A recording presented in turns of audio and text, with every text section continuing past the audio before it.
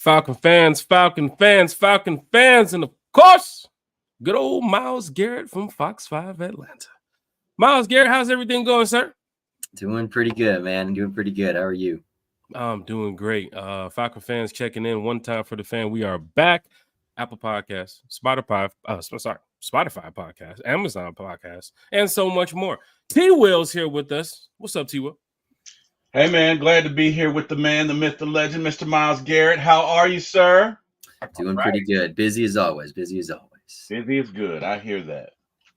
Falcon fans, hit that like, share, and subscribe button. Season ticket holders, where you checking in from? Rep your section here in the chat.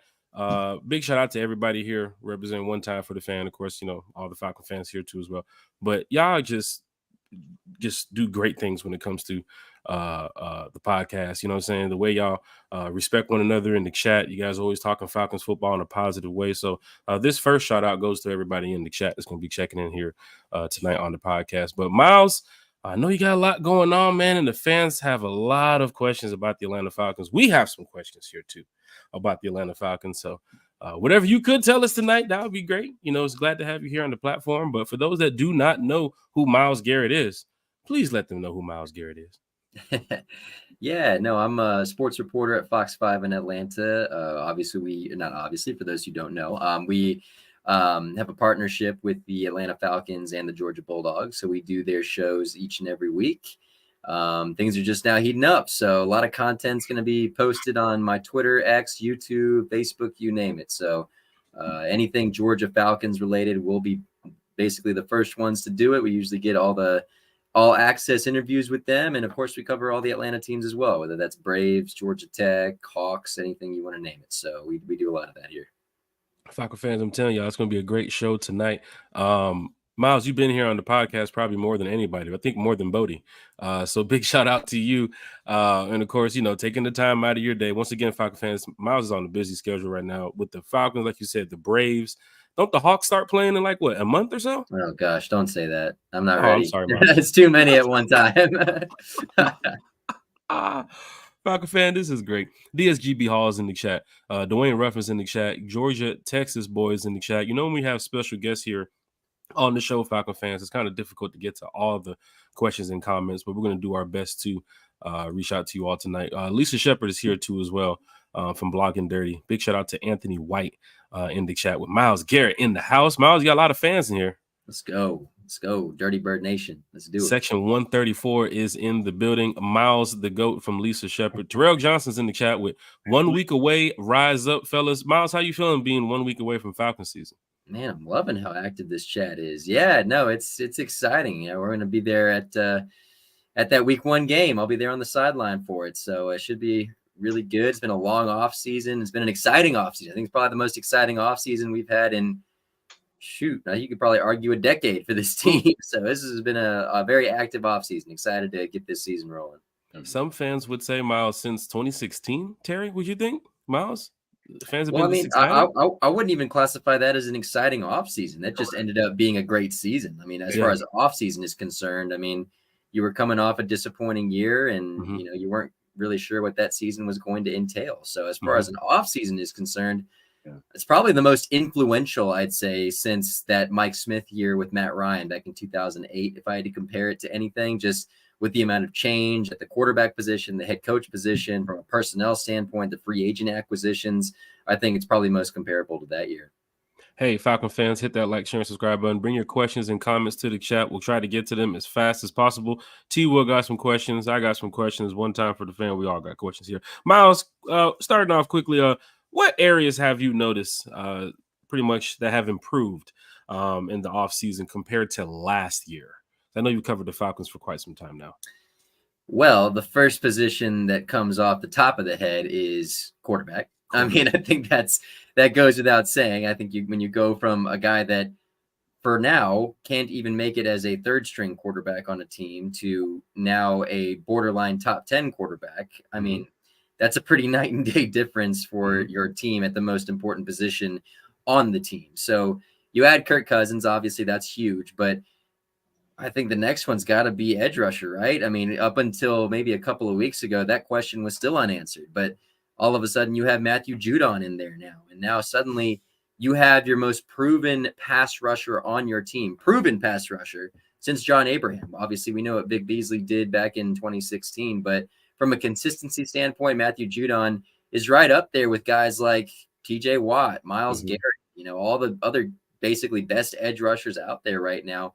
He is right there at that next tier, I would say. He's not quite at that tier, but he's basically number 3 or number 4, number 5, kind of in that range. So we finally have that position taken care of. And, I think there still is a question mark at that cornerback 2 spot. But as far as the rest of the secondary, I mean, I don't think you can come up with a better 1-2-3 combo with AJ Terrell, Justin Simmons, and now Jesse Bates, of course, as well. So that is a crazy 3 combo there in your secondary that you did not have last year. Falcon fans, you're hearing it from Miles Garrett, and I'm sure a lot of fans have talked about it in the offseason about the upgrades and improvements that Raheem, Terry, and the rest of the crew was able to do. Like you say, Justin Simmons, bringing in Matthew Judon. Don't forget about what we did in the draft too as well, Kirk Cousins. So this team is ready to go, Falcon fans, and that's why we bring guests like Miles Garrett here so you guys can hear it, not only for us, but from other people who cover the Atlanta Falcons and, of course, know what the Atlanta Falcons are capable of this offseason. This upcoming season. Terry, I do know you have a question for Mr. Miles right over here, so if you want to go ahead, bring your question in, sir. I do, and not to correct you, but the rusher was the other Miles Garrett. We know Miles Garrett, our not guy. Swinging the helmets, Miles Garrett. We're talking about the Miles the GOAT. Right. Miles, this is well documented that you love dogs. Can you share with us the story of your dog Dansby and how he came to get his name? Absolutely, yeah. No, it's funny. I actually got him back in 2021, honestly, when I had COVID, oddly enough. I had caught COVID in February of 2021, and I was working up in South Bend, Indiana. My mom got him for me because I was pretty lonely up there in quarantine all by myself. So up in Indiana, all my friends were down here. So it was a early birthday gift for me. He was bought from a Amish farm up there in Indiana, golden retriever. I figured Dansby was a good name. I usually like sports names. Our first family dog name was Vince. We named him after Vince Lombardi, Vince Papali. So I liked Dansby. So that was, my mom actually wanted to name him Brady because she had a crush on Tom Brady. But I was more of a fan of Dansby that we had. There's Dansby. There he is. Look at there. Hey, you know what? I love dogs. He's adorable, and I just wanted to know. And also, when the Braves won the World Series in 2021, like, was Dansby cool about it? Like, was he excited? Oh gosh, maybe you have to hold that thought. I have a video of me jumping around with him, carrying him. It's funny. Oh man, you can keep asking some questions. I'll have to find it. I know it's on my phone here somewhere. But does Dansby get a chance to come to the office, Miles? I brought him one time. He played with DJ Shockley out in here because DJ had been asking me forever to bring him in here, and we finally got him in, and they had a good time out here in the office. Oh, here it is. I found it. Oh, let me bring it up on the screen right here so y'all can see. That is awesome. Yeah, so that was when they got to the World Series. Hey man, you gotta love dog. Hey, maybe you can do a little more of that. You know what I mean? Hope so. You know what I mean? I don't know, but okay. We hope the Braves can get another moment like that, Terry. I mean, we was going to talk a little bit of Braves tonight, but hey, hopefully so. I mean, we'll see. So next question: given the Falcons' recent moves, right, Judon and Simmons and everybody we added, what are your, if you can, right? Give me a prediction. You don't have to give me, okay, we're going to do this, make the playoffs and lose this, but do you see us, how many games do you see us winning? And do you see us making a deep run in the playoffs? Right now, again, it's hard because you haven't seen this team in action yet. This is all on paper talk right now. And again, we said something similar last year, or at least I did. Like, my whole thing last year was, all things considered, this is a 10-7 team from last year. We're talking back at that, because at that point, what I was saying was they have the guys on offense and defense. The question mark was at quarterback. My whole theory was, if Dez does not make mistakes and is able to have average quarterback play, I see no reason why this team could not be 10-7. And I think that was pretty evident last year. Obviously, Dez had very much below average quarterback play, and they had the record that they did, 7-10. And there were plenty of opportunities for wins there that just were almost single-handedly lost by quarterback play. So fast forwarding to this year, that was the prediction preseason without seeing anything. So right now, the on paper prediction, I don't see any reason why this team can't win 11 games right now. Just the way it is currently stacked right now, the way you have that quarterback position filled, you have the offensive line now, your defensive front is relatively set. I know there's still some question marks on the offensive line with Caleb McGarry, perhaps from a pass blocking standpoint. I know his strength kind of lies in that rushing attack, and that was very, a big influence of the Arthur Smith rushing scheme. But, now you have Bijan Robinson and Tyler Algier in a system that offensive coordinator Zach Robinson has said, look, we're going to try to implement Bijan the way that Christian McCaffrey is implemented in San Francisco. And look, that's what Falcons fans wanted to see. I mean, I think that's pretty straightforward when you draft a running back as high as you drafted Bijan Robinson. And of course, you saw the flashes of potential he had last year, but you never quite saw, like, it was almost like it's basically like the other guys you've had on this roster from the first round, whether that's Kyle Pitts and Drake London. Like, you've seen that potential. You've seen it in flashes and bursts. You're like, whoa, like, if they can figure this out and put this thing together, these guys are going to be really, really special. It's been a lot of that for all three of those guys. So hopefully, now that you finally have that consistent quarterback play, we'll see if that actually works. So obviously, Kirk's health is still a concern. You think he's back to full health. He says he's back to full health, and the team says he's back to full health. So you have to take him at their word. But I mean, looking at the defense as well, I mean, again, going like we were saying earlier, that was the big question mark. It seemed like the offense had kind of figured this out with the weapons from a standpoint of Bijan, Drake, Mooney, Pitts, all those guys that you have there. It seemed like that was relatively settled. But on the defensive front, you didn't have that edge rusher. You still had some secondary question marks. You didn't know, Grady Jarrett going into year 10. You have Ruka Rororo potentially coming in to not sub, but come in on different schemes, different packages. But you had question marks there at cornerback too. Now, a few of those questions have been answered. Like we said earlier, you get that other safety in Justin Simmons. You get Matthew Judon, the edge rusher. So that, I will say, I think the linebacking core, frankly, is one of the deepest units on the team. I think just from a depth standpoint with Nate Landman, Caden Ellis, Troy Anderson, Lorenzo Carter. I mean, you've got all these bodies in there that can come in. I'm probably missing a guy that's not coming off the top of my head. I think you're missing Eddie Goldman, Miles Garrett. Is he a linebacker? I thought he was defensive. No, I'm just saying, I guess in general, just just in general, yeah. We'll see if he actually plays this year. We were praising Eddie Goldman for weeks here on the channel, so we wanted him to make the 53. Yeah, no, we'll see if he actually plays this year. Knock on wood. But yeah, I mean, it just from a pure depth standpoint, this is the deepest we've seen this team in quite some time. So hopefully they're able to put more than just on paper good. We're going to see it here in a week. Yeah, Jack just wanted to say Eddie Goldman. We got to say it once per channel. Every time we have to go live, we have to say it once. We on the show, he's known as Eddie Kang Jr. That's a reference to the 5 Heartbeats. But I see. So, but it's okay, Jack. You got to get it in, right? You got to get it in. I mean, Eddie Goldman, I don't know if it's 2019 Eddie, like Miles said. I don't know if he's going to be able to get a chance to play this season or play as much as he wants to this season. But hopefully we can get my Eddie Goldman on that level where he was long time ago. But I know there's a couple players who took some years off and now they have a chance to, I guess reinvent themselves. I think not Antonio Hamilton, Kevin King still on the practice squad. Did he make the practice squad? Yes, he is on the practice squad. Kevin King, another guy too as well. So Raheem, he has a vision. He has a way to communicate with these players. I think a lot of fans didn't expect Eddie Goldman to make the 53, but here on One Time for the Fan, Terry, you saw the conversation we had with him at practice. I mean, we wanted to see 2019 Eddie, and hopefully, we get that. Hopefully we get that. He looked good when we saw him, and we physically saw him up close and personal.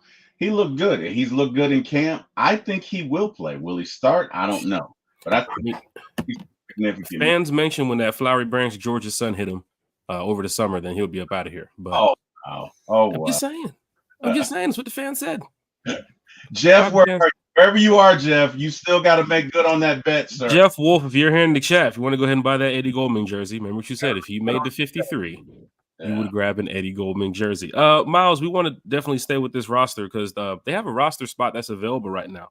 And fans are asking, is it for another quarterback? Is it for a wide receiver? Looking at the wide receiver room. Miles, who do you think this roster spot could be for? Are they going to just leave it open for most of the season? If they need a spot, then they can go ahead and sign a guy later on in the year? Or you think Terry's going to start cooking? I mean, going to finish cooking this week before he gets to the Steelers game? Yeah, he has been in the kitchen, hasn't he? Yeah, no, I wish I knew the answer to that. I mean, I'm not going to act like I have the inside scoop on this because I don't. But if I had to guess, I mean, just again, the most blatant positions that stick out to me are wide receiver and cornerback, just from a body standpoint. Now, again, from the practice squad, you do have Chris Blair there as a guy who did well for you in the preseason. But, you know, do you maybe want a more proven commodity? I think that's what they were hoping for in Rondale Moore before he had his season-ending injury there down in Miami. But yeah, I think cornerback probably would be the next spot that I'd be looking at, because it's more or less just a unproven thing than it is a production thing, because I think there's a lot of potential in Clark Phillips. He's had a great camp. Whether he actually is going to be cornerback 2, I think Mike Hughes might have the edge on him. But Clark Phillips has had a very good camp, and he's only in his second year. He had some very promising starts there toward the tail end of the season. So I expect him to get some meaningful reps. But yeah, if I had to guess, I'd probably say one of those two.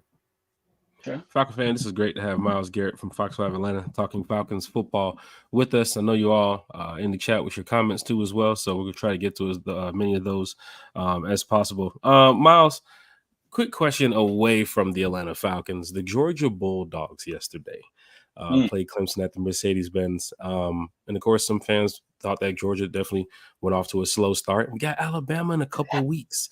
And I saw, Twitter, or X, whatever it is now, Facebook, a lot of the Georgia chats and Alabama chats, they were saying, Alabama's going to beat us. They're going to beat us in a couple of weeks. The Georgia can't come out and play like this. Miles, what did you see from the Georgia team yesterday?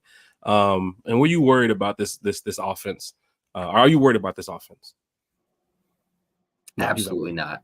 Absolutely not. No, I mean, even yesterday, pregame, I have, plenty of Georgia friends who are diehards, and they're like, oh, like, I don't know, like Clemson's good. I'm like, man, this is not even going to be close. Like, yeah. I mean, and whether that's indicative more of Clemson than Georgia, I don't know. Maybe it's a little bit of both. Clemson, I think, Dabo has he's letting college football get by him, I think, when it comes from an NIL and transfer portal perspective. And I think that's become evident. And look, I mean, we saw it happen basically from a standpoint of yesterday's game. I mean, who are the guys scoring? You have London Humphreys scoring. His name's escaping me. The guy from Miami, number 8, who gets into the end zone. It's gonna Colby Young, who scored the touchdown for Georgia as well. And then you don't have Trevor Etienne due to suspension. What happens? Nate Frazier, the freshman, looks like the second coming of your next great back.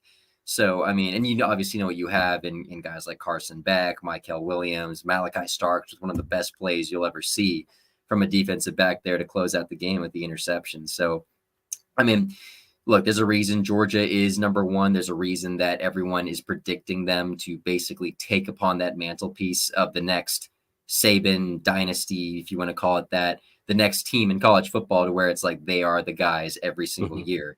I think they've proven that just the last 3 years alone. I mean, back-to-back national championships. I still think they were the best team in college football last year. They got left out of the playoff, I think, just due to political reasons of the playoff and the technicality of who can be in, who can be out. Like, I understand why they were left out. Do I think they were not one of the 4 best teams in the country? Absolutely not. You lose 1 game in 2 years. No, I don't think that says you're not one of the best 4 teams in the country, but that's neither here nor there. We're on to a new season. But as far as the Georgia Bulldogs are concerned, it's a tough schedule. It's a very tough schedule. You got to go to Alabama, or not go to, you do have to go to Alabama. You have to go to Texas. I mean, you got to play Ole Miss. I mean, Georgia Tech actually isn't a joke this year. Georgia Tech might actually be pretty good. Late in the season game, you have to watch for that Tech and Georgia game, because now it's looking Brent Key is coming for Georgia this year. He despises Georgia. So, he's going to give everything he's got in that game. So, long story short, it is going to be a brutal schedule. Luckily, this is the first year of that 12-team playoff, so you could get maybe 2 losses and still be in the playoff, especially with Georgia's schedule. But with the statement win like that against Clemson, and Clemson, they are not the Clemson of old, but that defensive line was no joke, and they manhandled them at certain points during the game. So I think that still shows Georgia's still Georgia.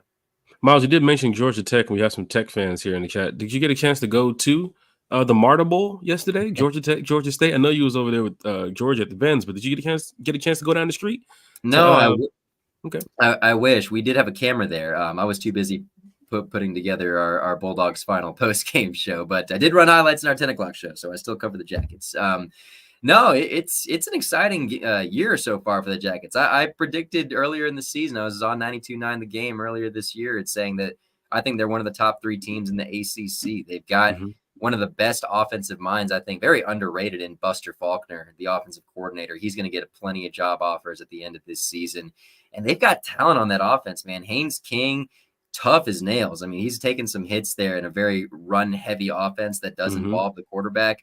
Malik Rutherford, Jamal Haynes. I mean, they've got players all over the field, and Brent Key has been killing it on the recruiting trail this year. I mean, they actually have a top 20 class. You finally have a 5-star commitment. That's the first since Calvin Johnson back in 2004. So it's been 20 years since your last 5-star. You have a guy this year who's coming next year, rather, and Brent Key is stacking an offensive line for next year. And obviously he knows a thing or two about that, being the offensive line coach at Alabama and doing that at Georgia Tech as well. So a lot of good things on the horizon for Georgia Tech.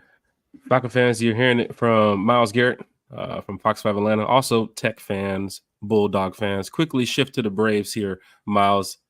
Do they have a chance to make the postseason? Are they playing well enough that fans can say, hey, this team could survive against the Mets? And what's the Phillies records right now? I think the Phillies are winning the division. Is it right now?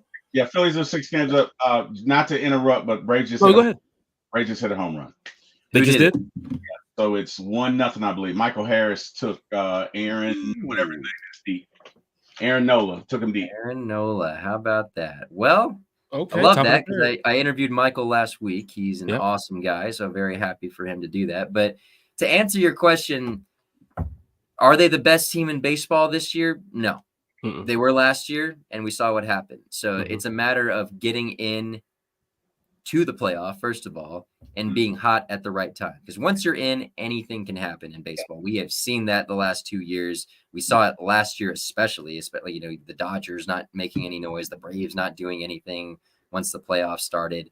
So if you can get in, who knows? Now, of course, the Braves do have a lot of question marks from just an injury standpoint. Injuries, yeah. They've lost the entire team, basically. I mean, if Austin Riley is able to come back for this team, if he plays again this year, it means the Braves made the NLCS because that's the only time he'll be able to come back from his injury. Michael Harris just came back from his injury. They're probably going to have to lean on him quite a bit. But look, the pitching staff has been keeping these guys afloat. I mean, I think the emergence of Spencer Schwellenbach has been absolutely huge for this team because obviously Reynaldo Lopez, Max Fried, and Chris Sale might even win the Cy Young Award with how well he's played this year. So he has been huge stepping into that role.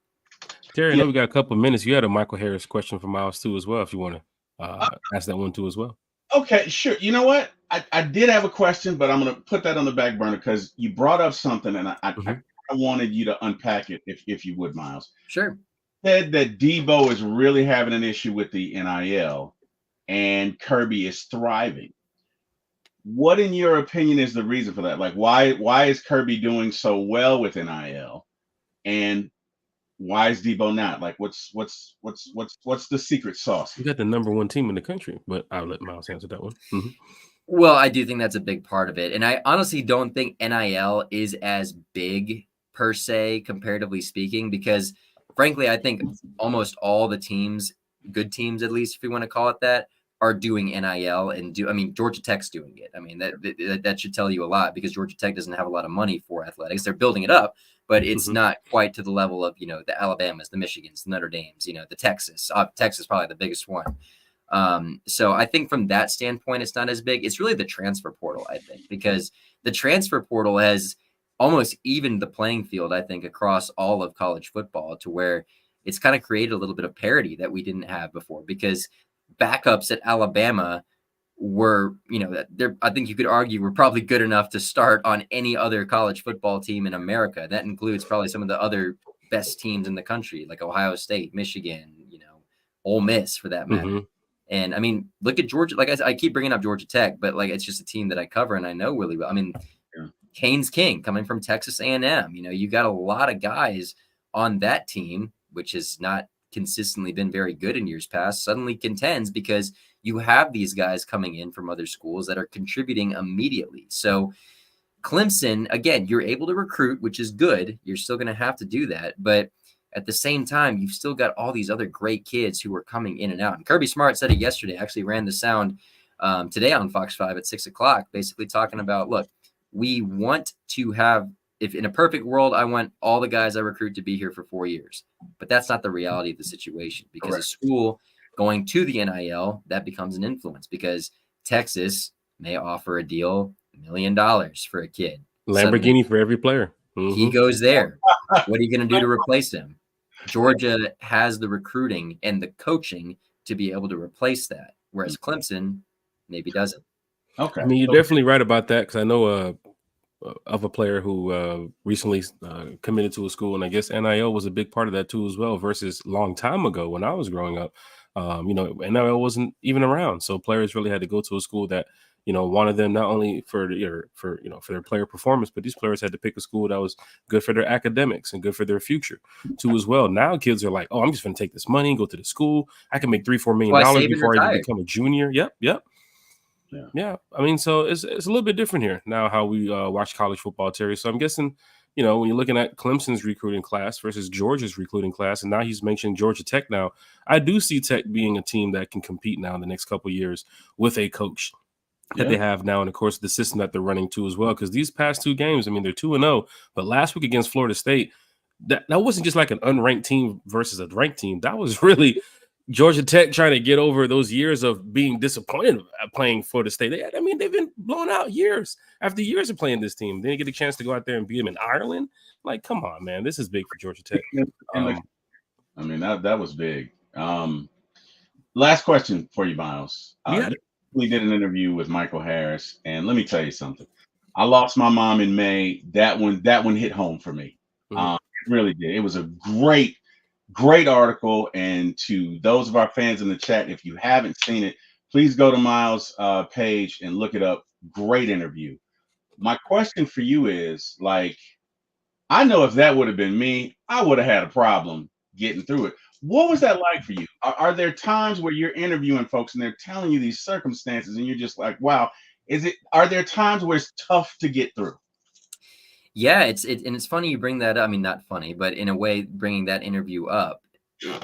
Interviewing Michael actually wasn't that hard. Michael, I think, has told the story so much to where he's at peace with it. Interviewing his friend's mom, I think, was the tough part. And like, because at the end of that interview, I had to stand up and give her a hug. I mean, it was just one of those things where, you know, because you do. I mean, this is a very much a profession where you kind of have to grow numb to some feelings sometimes when you're covering things. Because I mean, myself, before I was even a sports reporter, I was a news reporter for the first 3 years of my career. You know, I was covering murders, I was covering, you know, a lot of tragedies, you know, weather, like all this kind of stuff. So, you know, you have to interview families after they lose a loved one, and you kind of have to separate yourself from that, because you go home and then you go to work the nenext day covering a school board meeting, a high school football game, you know, like things got to change pretty quick. So, yeah, no, I mean, it's the reason you bringing up the Michael Harris story, it was something where that is the first time where I actually showed a little bit of emotion speaking to the mom, because it's been a while since I've done a story like that. You know, you work in sports, you don't really have to work in those types of, you know, sad environments, I'll call it that, because of just the nature of what you're doing. But that was a story I was very proud of, and was very grateful for Michael Harris and Michael Cloud's mother for speaking with us. Michael Harris's mom actually helped set that up. She was sitting next to me as I was interviewing Michael Cloud's mom. So the Harrises, all of them were very, very great in that interview.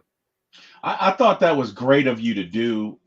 Again, great interview. It resonates with me. It's fresh for me. I just lost my mom in May, so it gave me goosebumps. I think what got me in the interview was when you were interviewing his mom, and he said, I don't know. She said something to the point of what it meant to her for him to get the cloud on the necklace. And she said, I know he didn't do it for me, but I really appreciate him doing that. And that just kind of gave me goosebumps. So I just want to say to you, man, kudos for doing that. I never knew the story behind that necklace. It was a great story and job well done, So Thank I you, mean, Terry. That that's means a why you lot. I see appreciate it. Miles Emmy-nominated too as well. And we gotta get you this Emmy, Miles. yeah. The story with It's been Reggie 2 Ball years. too as well. Big shout out to Reggie Ball. Went to school with Reggie too as well out there in Stevenson. So big shout Oh, out to did you Reggie. really? But Yeah, Reggie's a I good went guy. to school with Reggie. I know the Ball family, Marcus, and the rest of the crew too as well. Big shout out to Coach Ball too as well, because that was back a long time ago, man. I mean, Stevenson, man, some years ago. Back in the day, yeah. Yeah, that's back in the day, man. Miles, I got some pictures too as well. Did you hear about the 80 on the run? I don't know if you heard the story. Heard the what? The 80 on the run. There's a I saw some of your pictures you posted recently of you playing football back long ago, and I have some video out there too as well of me throwing 80 on the run in all right. Well, we got you have to share that on Twitter. If I find the video, right now it's lost in the files, so we'll try to get that. Please do. But yeah, Miles, I'm actually his agent. So, you are? Okay, I'll go through you. Yeah, I'm trying to get Terry Fontenot to sign him as the third quarterback, but there's a they need one. spot open. One. I'm having, I have this play, Miles. It was a cold, rainy day in December. But just tell me it wasn't. Just tell me it wasn't a tight end reverse to the backup tight end. No, you know what, Miles? It might have been. No, it wasn't that. It wasn't that. Wait, no. Just tell me it wasn't Jonnu Smith throwing to Michael Pruitt. Anything but that. No tight end for us throwing the tight end threes around here. I can guarantee you that. But Falcon fans, this is great talking to Miles Garrett from Fox5 Atlanta. Miles definitely has a busy schedule, so we want to make sure that he can get back to doing whatever he has to do, because I'm telling you, Falcon fans, from tomorrow, really, you guys have a lot of content you're going to be posting on Fox 5 and, of course, your channel too as well. I'm pretty sure Instagram, you're going to be seeing some more footage. What is coming up for Fox 5 and the Falcons this week, and what you have going on, Miles?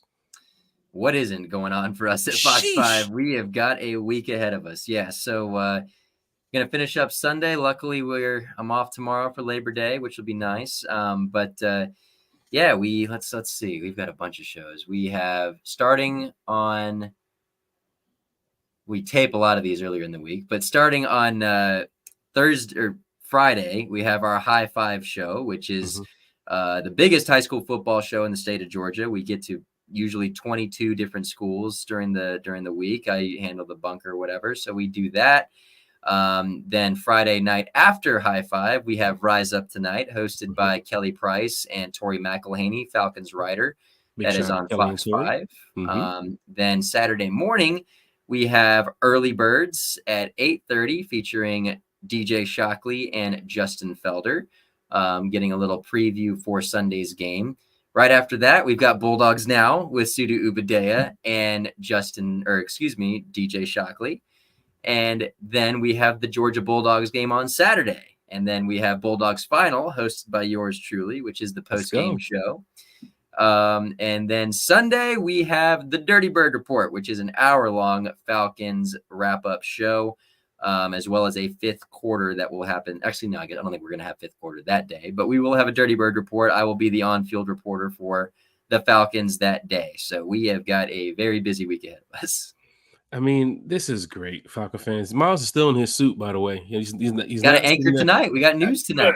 Look, hey, Miles. Put Michael Harris's home run here on the highlights. There you go, Miles. I got a quick question for you. Yeah, what's up? When you did that Emmy-nominated interview, because I know sometimes with Dak and I, there's some shows we get off and we're like, yeah, and then there are other shows we get off of and we're like, man, that was epic, yeah. Was it like that for you when you did that Emmy interview? Did you cut the mic and go to your camera guy and be like, man, that right there? Or was it just a normal day?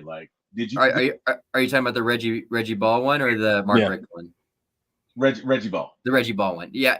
You kind of get a feel for when you do something like that. I mean, I've had that for almost every, because you submit those, right? Those are the ones that you put in. I got that for Reggie Ball. I got that with Michael Harris. I had that with Mark Richt as well. So there's you definitely get that. I did one with Devin Willock's late girlfriend, Devin Willock's girlfriend before he passed away, with the Georgia Bulldogs. Talked to Kirby Smart about that, some of his teammates. So you definitely get a feel for that when you're interviewing them. It's not that you want to, be happy about something sad that might be happening, but at the same time, it's I want to do right by this. It's almost extra motivation to want to be like, hey, like, let's really put our heads down and do right by this story. Absolutely. Falcon fans, this is great to have Miles Garrett talking with us for a couple minutes here. Miles, we've talked a little bit about Kirk Cousins and some of the improvements of this team, and of course, what Raheem Morris can bring to these Atlanta Falcons on a coaching level. But there's a lot of fans that still don't believe that these Atlanta Falcons can be as good as what we see on paper, because I know they're about to hit the field next week. Miles, could you share some encouraging words for the fans that do believe in this team and that they can be excited for pretty much a very impactful season here?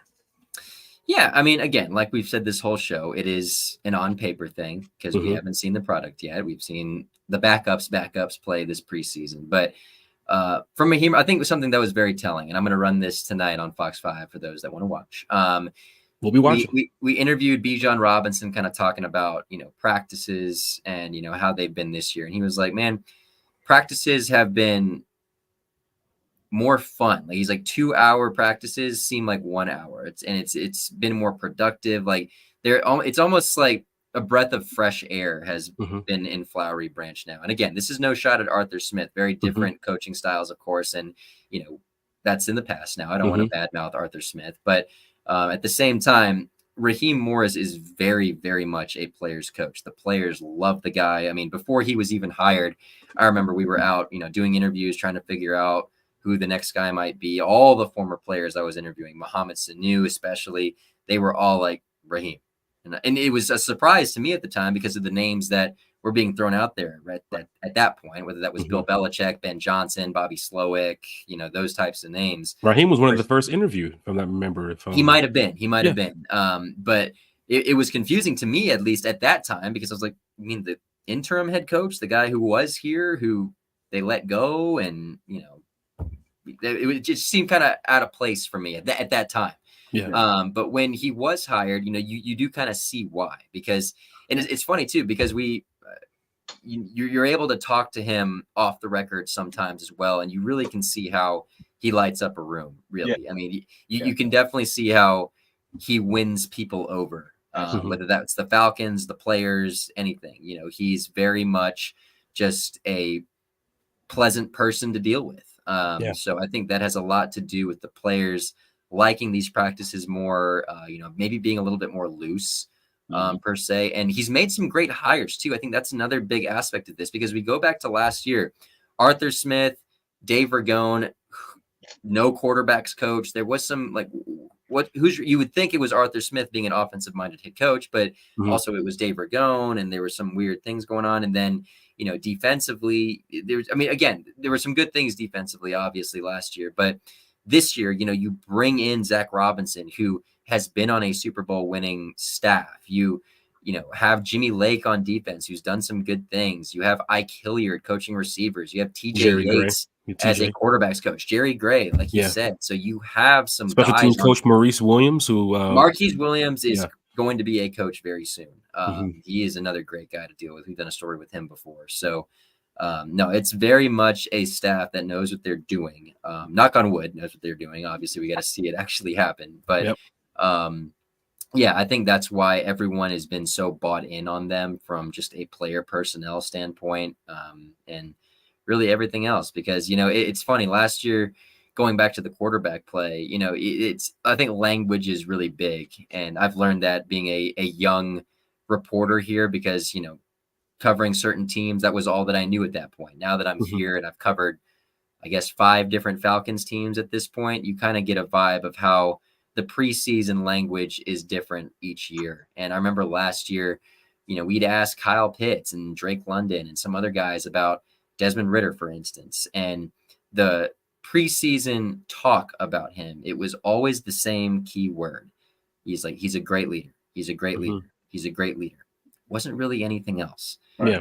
I think in hindsight, that was pretty telling, because this year from Kirk Cousins, we're hearing, man, like, I'm learning things I had no idea about, like from a route standpoint. Like, Kyle Pitts or Kirk Cousins is basically like, hey, like, if Kyle runs a route, I come back to him, it's like, hey, was that as hard as you could have run? Because I need you here. Yeah. And the ball is going to be here. Right. And Kyle's, going with him to John Gruden's house in Florida with Drake London and Darnell Mooney to watch film.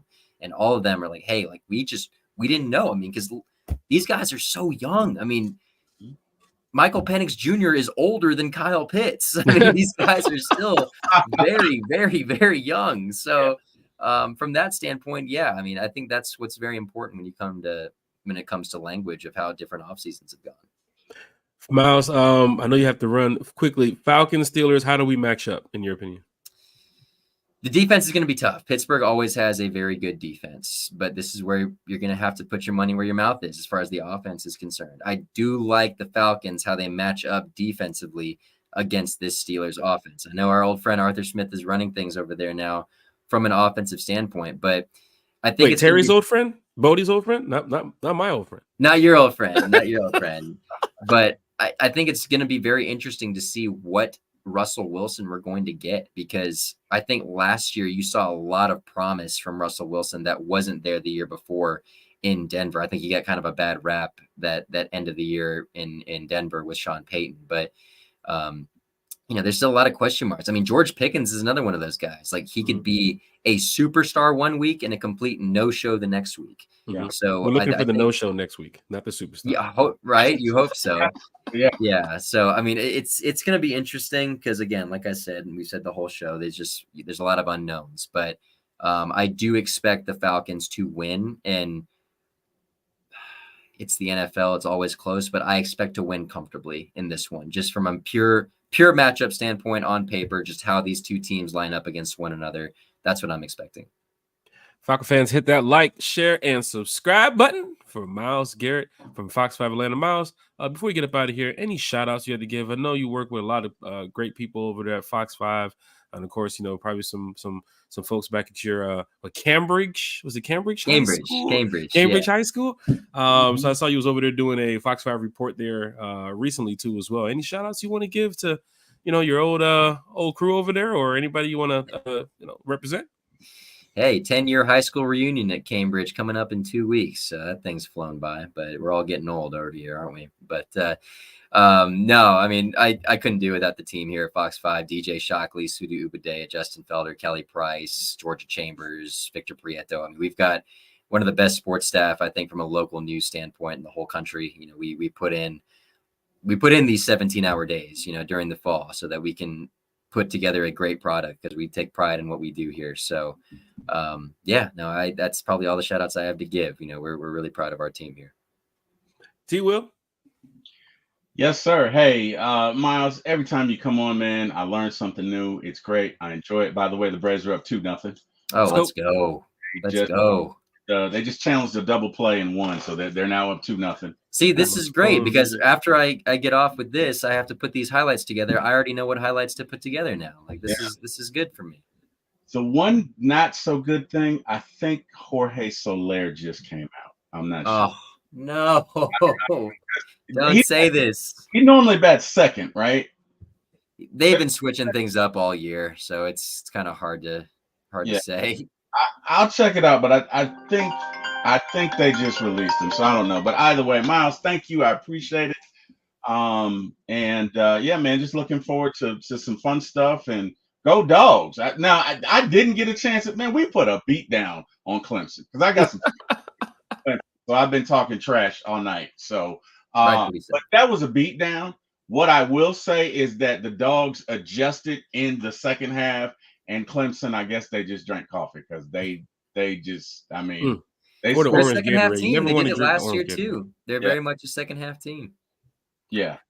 Hey, Falcon fans, this is great to have Miles Garrett with us. Miles, I know you have a lot going on. We thank you. Last time you was here with us, you was driving home from work. The time before that, you was at your house chilling with Dansby.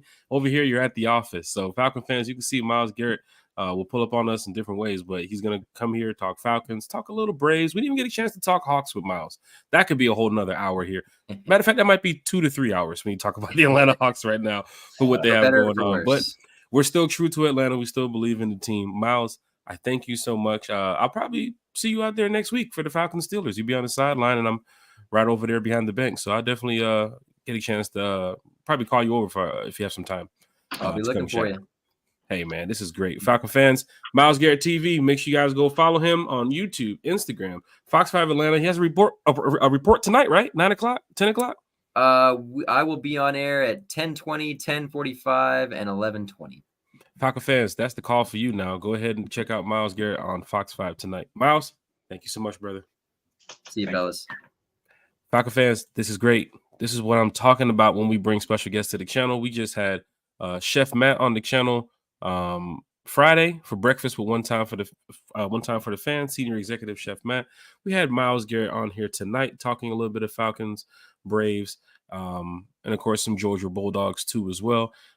When it comes to bringing special guests here to the channel, we have a lot of special guests that we'll be bringing here shortly. It's just we're trying to get everything situated with the time and so forth. And this seems to be the cold season. So big shout out to everybody who's trying to, recover and get well soon, because I see a lot of folks still wearing masks. People, getting sick every now and then too as well. So Bodie's not feeling well. I think Carrie's not feeling well. So big shout out to Carrie and Bodie. Hope you all get back to 100 as fast as you can. They was going to join us tonight here on One Time for the Fan too as well. So big shout out to Miles Garrett once again. Of course, with 30, 45 minutes for Miles to talk. He said a lot here, Falcon fans. So I'm glad that you got a chance to hear what Miles had to say about the Atlanta Falcons, because you know what he does on a day-to-day. He's over there covering the Falcons. You saw him last year at the Combine, speaking with Terry. This year on the sidelines too as well, reporting about the Atlanta Falcons. And it's always good to speak to journalists who is right there on the sideline covering this team, because we talk about the team on a podcast level, right? Now you get a chance to hear the team from a journalist level, an Emmy-nominated journalist too as well, who, of course, just got off the podcast. Now he has to go do some clips and some editing for the Braves tonight. And he's going to be on the Fox 5 around, I think he said 10:20, 10:30 or so. So Falcon fans, look for that too as well. But once again, Miles Garrett joining us on One Time for the Fan has been great. And we're going to get Miles back, of course, later on in the season, probably maybe around the bye, so we can go ahead and find out how the Falcons are looking, in his opinion, too, as well, because Miles does a great job covering these guys. Fans are in the chat. Fans are live. Fans are lit. I know Labor Day is tomorrow. Got some people probably going on vacation. So, Terry? Yes, sir. Miles Garrett, man, this is great to have. I would say, not even say like a celebrity, but to have somebody who we can call on, who has a pretty big following too as well. And of course, his line of work, what he does, he's busy. You saw the reports and stuff that he has to do going on this week with Dirty Birds tonight and Georgia Bulldogs and the Braves, and he's gonna be at the office probably all night. Mm-hmm. When we get off and we get a chance to relax and chill, he's still at the office doing clips and content and videos and clipping everything for the Braves fans. Yep. Miles is a good dude, man. Away from the podcast, when you guys know Miles, he's a great guy. Like I told you guys in Seattle when I flew out there for the Falcons Seahawks game, I was on the sideline because I had my field passes. Miles was on the other side doing some reports on the Falcons. I called Miles over. We had a quick chat. But of course, in different places I've seen Miles too as well at the stadium for games. But that's what we're bringing here to One Time for the Fan, man. Miles has a cool, positive attitude. You know what I'm saying? He always goes about his day with Dansby. Big shout out to Terry for asking the Dansby question. I know Miles is like, whoa, you asking the question about the dog? How cool is that? Right? But even I was taking some Theraflu earlier this morning, man. I can't have the little sniffles, man. I was like, what the hell these sniffles came from? I don't know if it was the AC or the changing of weather in the evening, or because they kind of get a little nippy around 2-3 in the morning every now and then. Terry? Yeah, something going aroing. I don't know. Definitely something going around. I saw a lot of people at the Georgia game yesterday wearing masks. Yeah. A lot of people. Something's going around. Yeah. Well, that show I missed a couple of weeks ago, I was sick. Like I was sick. Yeah, I remember you told me too. And then remember that time you couldn't make it. You was on the roof, and I told Bodie to definitely leave the ladder. Oh wow! Shots fired. We'll finish that conversation later. Big shout out to Bodie. Big shout out to Chase. Definitely want to get well soon once again. But Terry, you was talking about Miles, and this is great because I think this is like his 10th time on One Time for the Fan. So he holds the record now for probably the most special guest appearances here on the show. He's Miles, man, thank you once again. For one time for the fan. If you're at the office, if you're at the house, even if you're driving on the way home from work, which he was last time. And big shout out to the Wi-Fi for that, because the Wi-Fi never cut out once when he was driving home from work. I don't know what type of Fox 5 connection they gave Miles. Good. That's fucking better than the business account. That is, man. Miles was driving. He probably went from like, I don't know where he was in Atlanta. He went from this side, probably went to like 3 or 4 different zip codes, man. And not a drop. Not a drop. Not at all. Not one drop. I've been on FaceTime a few times talking to like, can you hear me? Hello, you there? Can you hear me? Picture gets all grainy, right? Yeah, it gets all grainy and choppy. Miles' picture was clear driving in the Benz or the Bentley. Clear as day, man. Clear as day. No. Give a shout out to Cambridge High School too as well. Shout out. Right? His group over there at Fox 5, Kelly Price, Tori McElhaney. Die-hard Atlanta Falcon fans, journalists that cover the Falcons in a positive way. They keep it real over there at Fox 5. I must say, Fox 5 is super cool, man. And then not Miles Garrett, Chef Matt has a podcast, or he has a segment coming up with Buck Brooks from Fox 5 next week. So that was cool to have Chef Matt on Friday. It really was. And he's doing something with Fox 5 with Bucky Brooks on a food level this week. He talked with us earlier this week. Then Miles Garrett from Fox 5 Atlanta is on this week. I mean, he was on tonight with us. Man, this is great. We're really working with the Fox 5 crew. We got to reach out to some more people from Fox 5. So you want to get everybody on a panel one time. Everybody. Shout out. Big shout out to DJ Shockley, too, as well. No, he was enjoying that Georgia win yesterday. Doc, definitely. And you know what? Speaking of shout outs, man, got to shout out our folks in the chat, bro. We were interviewing Miles, but just real quickly, William Amy, what it do? D-Ruff, Deke, what's going? Deke is funny, man. Deke sends me memes. They are hilarious, Jack. The next one, view attachment. Oh my god. Oh, so you know. I get the memes too. Yeah, I get the memes too. Deke is the man with that. What up, DSGB? My bad. He sent me one. It was interesting. Georgia, Texas boy, what it do? Miss Lisa Shepherd, how you doing? Lisa is on it. Anthony White, how you doing? Terrell Johnson, William Amy, what it do? Will Carlton Bunch, how you doing? Kenny Sanabria, is that it? Sanabria, how you doing? My man Chase, what it do? Miss Cheryl Norwood, Carlton Bunch. Who'd I miss? Dat One Falcon fan, James Blue, YMOF Jamal 05. Say that 5 times. Rise up. Mateo, what it do? James Blue. 13-3, I can dig it. Quentin Lavender, what up, Q? Mateo and DA, what up, DA? How you doing? Nando, how you doing? JJ, how you doing? I think. Oh, Ryan the historian, what up, Ryan? Ryan's always big shout out to Birdcage in the building. Yeah, Ryan's always saying so. What up, Birdcage? Brandon Keeler, what it do, Brandon? And Jamel Hill. And I think we're caught up. I think we're caught up there. Stand ovation to the chat. Stand ovation. You guys do a great job every time we go live. Miles Garrett called it out early in the podcast. He's like, man, this chat is live. Folks in here. For those that's watching and listening, Apple Podcasts and Spotify Podcasts, Amazon Podcasts, this has been great talking Falcons football with everybody, but we're not finished here yet on the channel. But wait, there is more. Terry, your thoughts quickly about what Miles is saying about the improvements of the Atlanta Falcons since last year to this year. Of course, quarterback was one of the things that he mentioned too as well. He also mentioned the defense that we all can agree with has definitely, you can say, turned the corner, turn up the volume a little bit here from last season to this season with some of the additions that we've had. But your thoughts on what Miles had mentioned about the improvements from last year to this year? I 100%, 1000% agree with him. I think this is the best team. And again, I understand 2016. I understand they went to the Super Bowl. I'm not saying that this version will go to the Super Bowl, but I understand they also haven't played a game yet too as well. But on paper, they look damn good. From an off-season perspective, I have never in 45 years of viewership of the Falcons seen them focus on both sides of the ball to the acute level that they did, right? We already had some studs on the defensive sides. We went out and got more.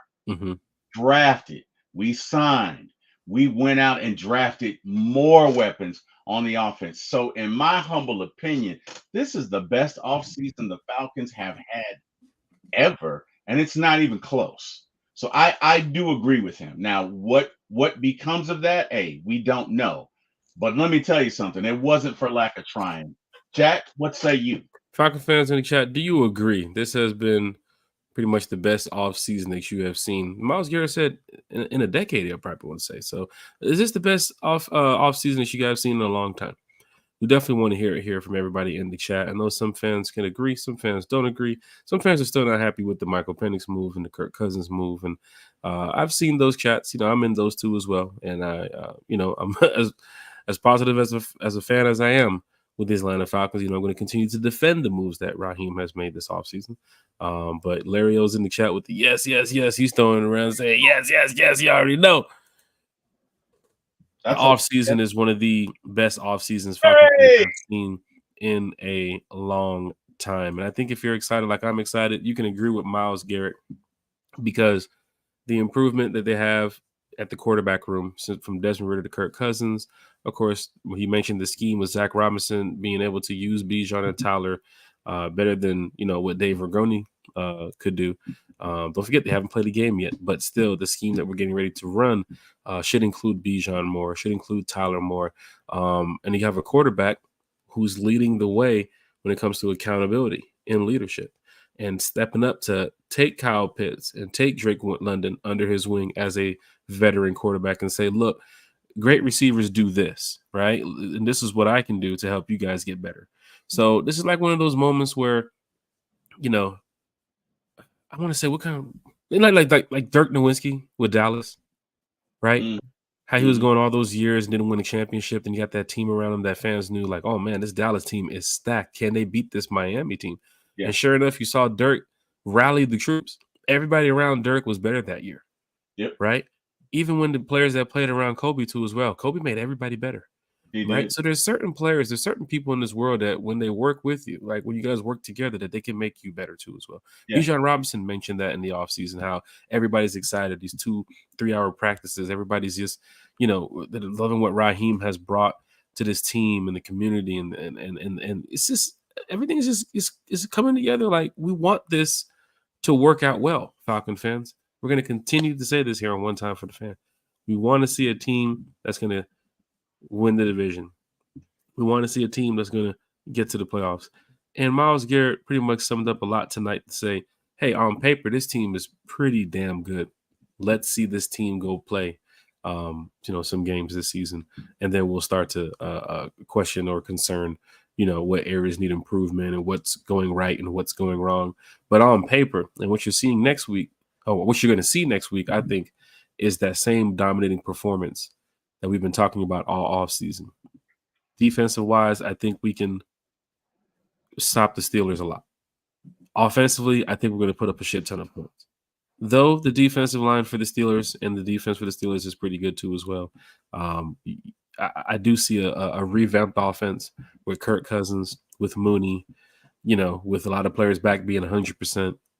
I know Rondo Moore is not going to be one of the guys that's going to be helping us out this season, but wherever Casey Washington can fit in, wherever Cordell Hodge can fit in, Ray McLeod too as well, who we don't mention much on this channel, who I think will do some numbers here in Atlanta, because you're so focused on Kyle Pitts, you're so focused on Drake London, you're so focused on Bijan out the backfield or in a receiver role, that those guys like Ray and Casey Washington will eat on those second and short yard gains. They'll eat on those 3rd and 3 yards when you're looking for, they're going to Kyle. They're going to double team Kyle. Sure, double team Kyle.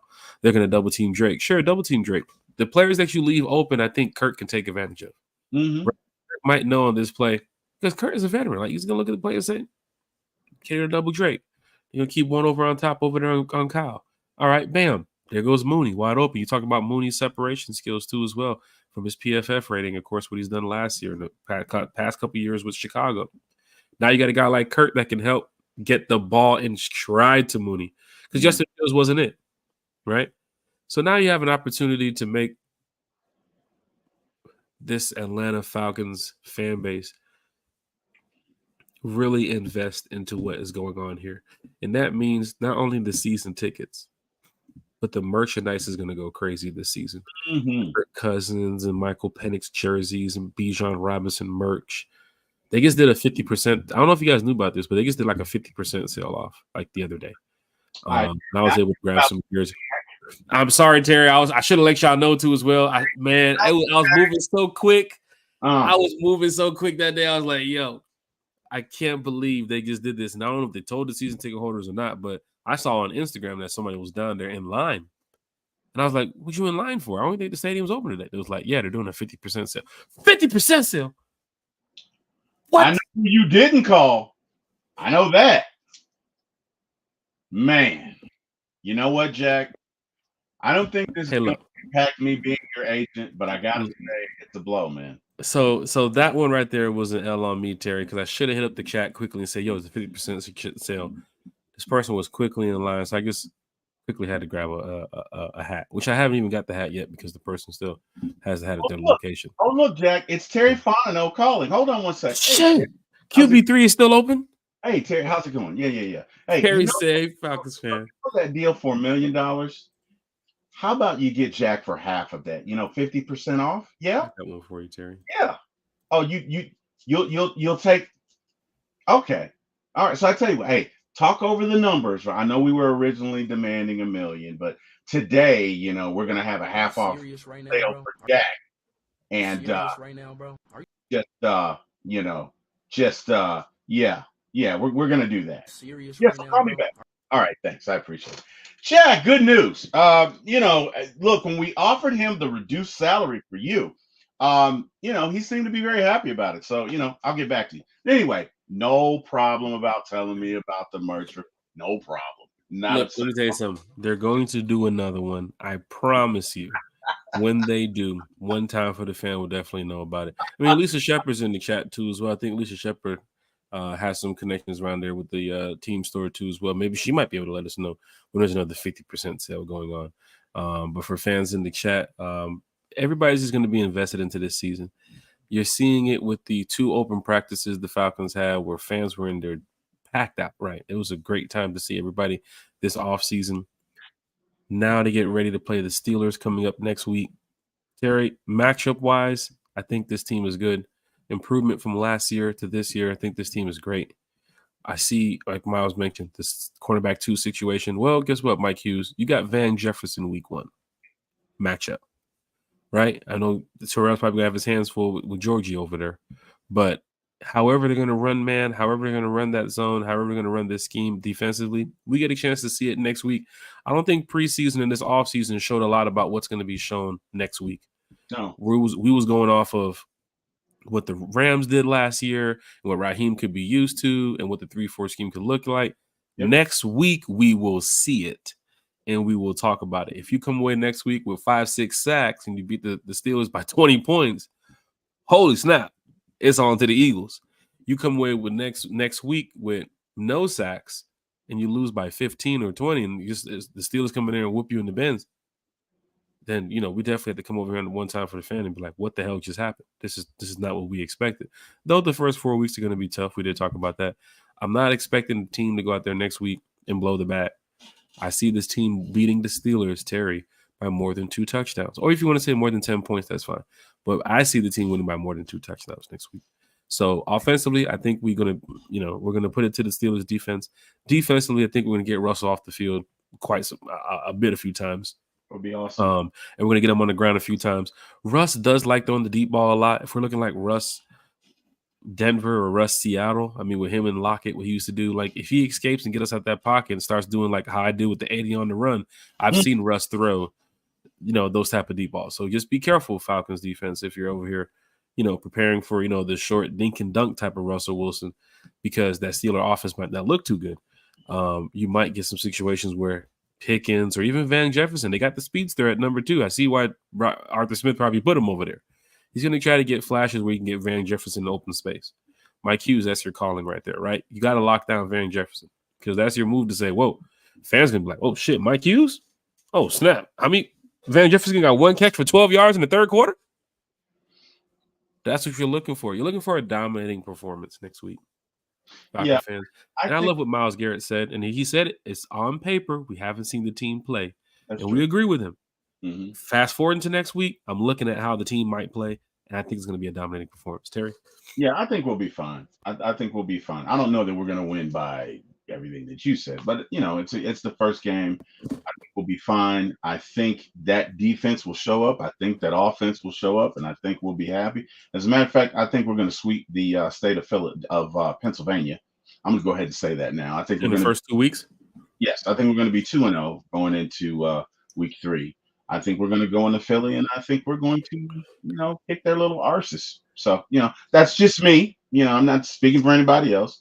What say you, Jack? Oh, well, let me find out. No, I'm just playing. Well, since you said it, you know what? Let me take a step back. So, concerning Lisa. We shot the Lisa Shepard. Yes, Lisa Shepard. Lisa will be joining me from time to time on my show on Friday evenings on for my ATL Sports 1. So I just want to throw that out. Lisa good. Hey, Lisa got talent. That Lisa. You get Lisa Shepard on your podcast Friday evenings. That is going to be a show, my friend.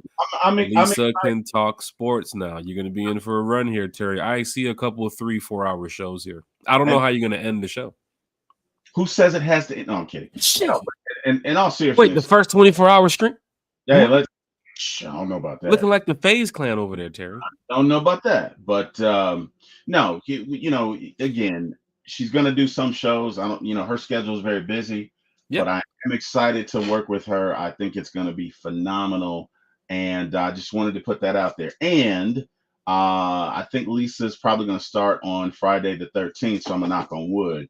But next week, I'm going to have Bryce Lewis this coming Friday, Bryce Lewis. For my ATL Sports. Terry, drop the link in the chat so everybody can go check out your channel too as well. Lisa Shepard's going to be joining you from time to time. Bryce Lewis, who we had on, he's a reporter for I think it's WG something in South Carolina. I can't remember, but I know Bryce Lewis has been with us on this channel too before. Another 30-minute conversation that turned into an hour and some change, because when you have people like Bryce and Lisa Shepard, Miles Garrett, these folks can talk sports with you all day. And this is a sports podcast, right? Which is a Falcons podcast. This is what we do here on the channel. Even tonight, to get 2 questions into Miles about the Braves or the Dogs or even Georgia Tech just showed that we kept it Atlanta. You feel what I'm saying? Like, we want to make sure fans notice that this is one time for the fan. We keep it Atlanta. Absolutely. Right? So big shout out to everybody in the chat. Big shout out to everybody that's repping one time for the fan. Of course, the Atlanta Falcons fan base, man. Y'all are great. Terry, and for most folks that do content, it's a tough job. It is. At times when you don't want to go live, you have to go live. All right. There's times where you just want to relax and chill. You can't do that because you have to go live. The show must go on. You gotta take care of your followers. No. You just have to know that it's a consistent thing, right? No. You just want to make sure that if you save your time for this slot is here. If I say Wednesdays, Sundays, Fridays, whatever is our time, and then we don't make none of the shows, y'all gonna be like, what the hell these guys are doing, right? So we do try to make sure that we continue to bring content. We continue to stay on schedule. There's some people asking for us to do more pop-up shows and create a new time slot. But I must say the Sunday night shows, the Wednesday night shows, the Friday morning shows has been great. To have the special guests that we have on any one of these nights, to just go live at Friday morning at 9 a.m. and see 50 Falcon fans or even 100 Falcon fans talking with us at 9 a.m. That is great. That is awesome. Awesome. It truly is. Like, this is super cool, man. So thank you to all the Atlanta Falcon fans. Thank you. Thank you to the one time for the fans. Thank you to the Falcon fans. Thank you. Jack, I went on record as saying we're going to kick the shit out of the state of Philadelphia. What say you, sir? I'm not letting you off the hook. Well, okay, yeah, I'm glad you brought that up, Terry. That's why it's great to have Terry here, Bodie, Carrie. Like you, it's just the great minds working here that's wanted to make the chat great. They want to make the one time for the fan great. They want to make the Falcons fan base great. Terry, bringing back up the question now, so you can get to that answer. This is important. I'm going to Philly. If my Falcons win, when my Falcons win, I got to deal with that fan base.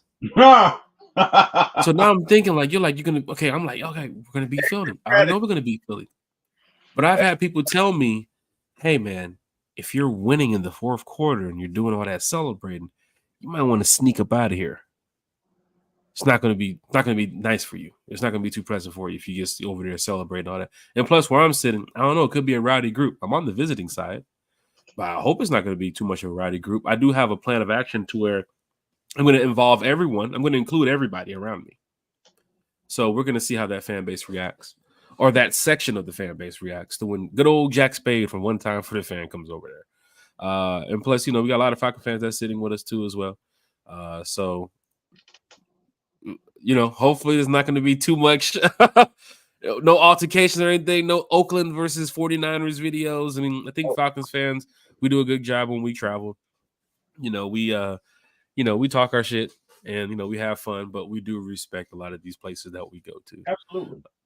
So big shout out to all the Falcon fans that are going to be hitting the road. I got some information for fans that's going to be hitting the road shortly too, because some people that's heading to Philly next week. And I want everybody to have a good time when you guys get out there. Jamal Hill said, I got us for 31-13 next week against the Steelers. Agree or disagree, Terry? I'm gonna say more like maybe 24-13. Okay. I don't know that.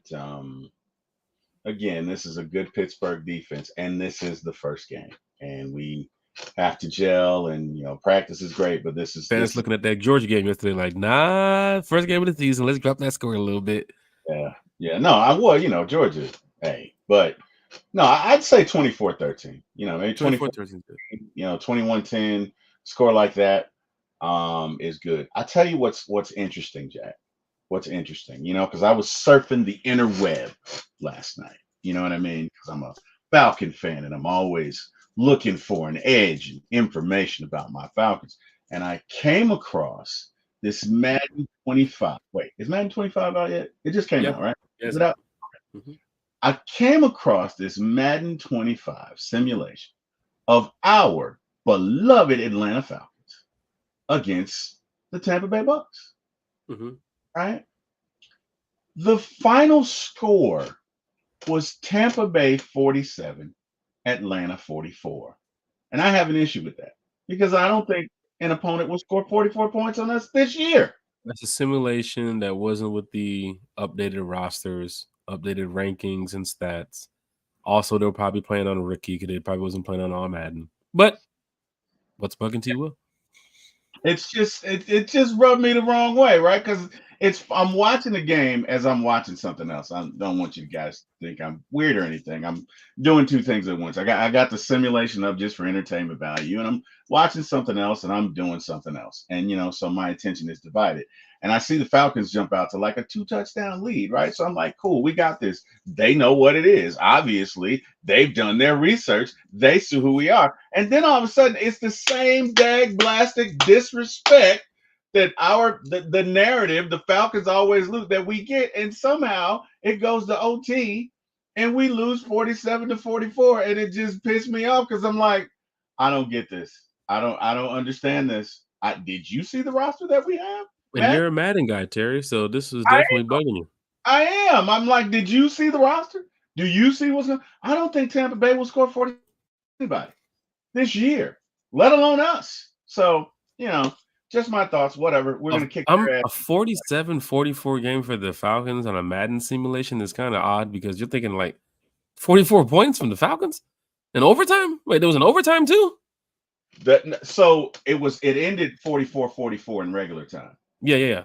And I'm just thinking like 44 points from the Falcons, and even looking this year, I mean, I got them getting a couple, 30-piece lemon peppers, but 44.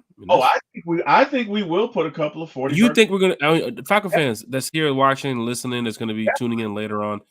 to the chat. I Go definitely ahead and comment. Do you think the Falcons will score 40 points this season in one of their games? 40 2 or 3 points times. this season. Let me tell you something. This again, it's like you said. Who are you going to double, Jack? I do see a couple teams where it's like, it's possible you can just have a stat padding game. Like you can just go crazy on the numbers. Carolina, I don't think Carolina's going to be what even some of the fan base up there thinks they're going to be. I think they're going to be pretty bad. I think the Broncos are going to be pretty bad, right? Those are two teams going to be fighting for the top 5 draft pick next year. Also looking at the Minnesota Vikings, I don't think they're going to be that good this year. So I do see a couple times where, yes, the Falcons can put up possibly 40 points. Yes, I do see that. 30, yes. 40? I'm gonna be a little arrogant here and say it doesn't matter, the defense. Because again, who are you going to double? Let's look at the weapons that we have. We got Drake, we got Kyle, we got Mooney. That's a major improvement if you're winning games and losing games last year at a 7-point margin. Now you're doing over 40 points. You're slacking teams by 20-something, 30 points again. That's ridiculous. Who you gonna double, right? Hey, man, I'm with it. Who you gonna double? That's more cheering. That's more alcohol for me, man. I'm all for it. Now, I'm not saying we're gonna put 40 points up every game. No, that's true. I can see us at least 2 or 3 or maybe 4 times. I'm going to have to agree with you. If I'm close to saying, yeah, we're going to get a couple 30 points this year, hell, throw me in the 40-point pile too. I'm with it. Look. I see a couple teams where I do think that 40 points is going to happen. The only way you're going to stop this year's Atlanta Falcons is if you can really get to Kirk or if you can play keep away with us and run the ball. Other than that, we're going to kick your ass. I'm just going just mentally preparing for even when I go play like NCAA or Madden. And this is just a video game. I look at the teams, look at who I'm playing against, and I'm saying, oh, I'm finna smack this user. Yeah. I'm finna smack him, right? So maybe some of the players might look at it that way, but I look at it like I'm finna smack this dude. Like this dude I'm finna play in the next hour, I'm finna smack him by like 30. I know that. So maybe the Falcons can go out there and say, hey, look, Kurt, Bijan, Drake, high-flying offense. People talk about top 10 offense, and, before the season even started.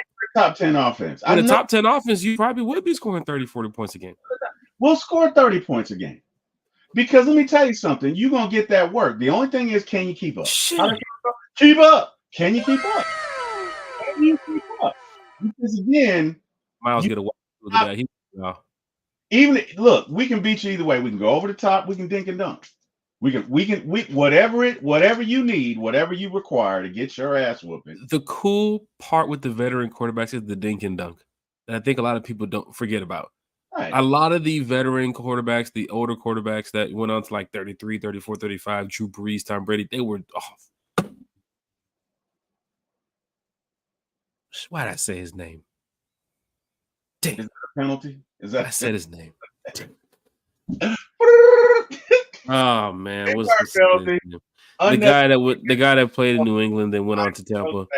A lot of those quarterbacks, Peyton Manning, when they got to that age where they didn't have to throw it 40, 50 yards down the field all the time. And don't forget, Kurt does have an arm.